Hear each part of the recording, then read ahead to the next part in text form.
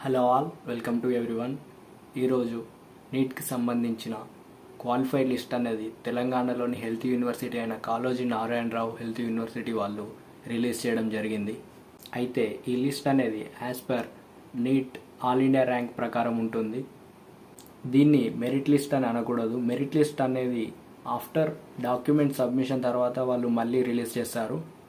And ఈ లిస్ట్లో వచ్చేసరికి ఓన్లీ క్వాలిఫైడ్ స్టూడెంట్స్ డీటెయిల్స్ మాత్రమే ఉంటాయి. ఓన్లీ క్వాలిఫై అయిన వారి నేమ్ అండ్ మార్క్స్ అండ్ వాళ్ళ జెండర్ అండ్ కాస్ట్కి సంబంధించి ఉంటుంది.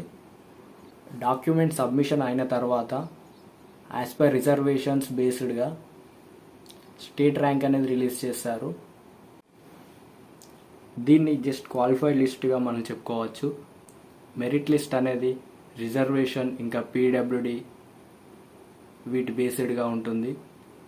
సో ఈ క్వాలిఫైయింగ్ లిస్ట్లో ఓన్లీ క్వాలిఫై అయిన స్టూడెంట్ డీటెయిల్స్ వాళ్ళ నేమ్స్ మాత్రమే ఉంటాయి.